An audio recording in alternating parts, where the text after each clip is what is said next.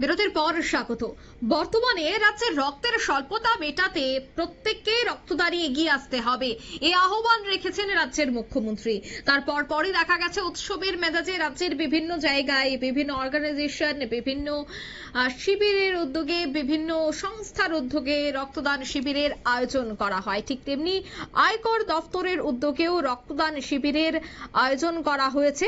Tripura state blood transfuse council আজকের এই রক্তদান শিবিরে আয়কর দফতরের ডেপুটি কমিশনার রূপন ভট্টাচার্য সহ দফতরের কর্মীদের পাশাপাশি sports council, PWD, Tripura police, তথ্য এবং সংস্কৃতি দফতরের কর্মীরা তাদের বিশেষ সহায়তায় এই রক্তদান শিবিরের আয়োজন করে এবং আগামী দিনেও তারা এই ধরনের সামাজিক কর্মসূচি হাতে নেবে বলেই কিন্তু জানাচ্ছে। আগরতলা আয়কর দফতরের উদ্যোগে আয়কর ভবনে এই মেগা রক্তদান শিবিরের আয়োজন করা হয়। সহযোগিতায় ছিল Tripura state blood transfusion council. সে বিষয়ে কি বলছেন সংশ্লিষ্টরা, শোনাচ্ছি।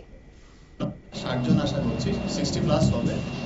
আজকে এই ব্লাড ডোনেশন ক্যাম্পটা পুরো দেশেই হচ্ছে আয়কর দপ্তরের উদ্যোগে। ত্রিপুরাতে দুটো জায়গাতে হবে, আগরতলা আর ধর্মনগর। আমাদের আগরতলা অফিসে আমরা আশা করছি 60 প্লাস ডোনার হবে। খুব ভালো রেসপন্স পেয়েছি। আমাদের সিজিএসটি, ডাক বিভাগ, তারপর Tripura police, আইসিএ, information cultural affairs, sports council, PWD এবং এছাড়া ব্যক্তিগত উদ্যোগে অনেকে আসছেন। আমরা যাদের কাছেই গেছি সবার কাছ থেকে খুব ভালো রেসপন্স পেয়েছি। আশা করছি এটা 60 প্লাস হবে। সমস্ত দেশেই হচ্ছে আয়কর বিভাগের উদ্যোগে। আমাদের আগরতলা অফিসে এটা ফার্স্ট টাইম আয়কর ভবনে।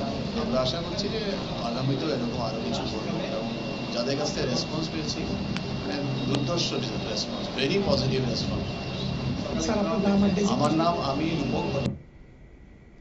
আপনারা শুনলেন তাদের বক্তব্য। আগামী দিনেও তারা এই ধরনের কর্মসূচি হাতে নেবে। তবে এই রক্তদান শিবিরে দেখা গেছে রক্তদাতাদের মধ্যেও ছিল বেশ উৎসাহ এবং প্রচুর সংখ্যক রক্তদাতারা এই রক্তদান শিবিরে অংশগ্রহণ করেছেন। উপস্থিত অতিথিরা রক্তদান শিবিরটি ঘুরে দেখেন।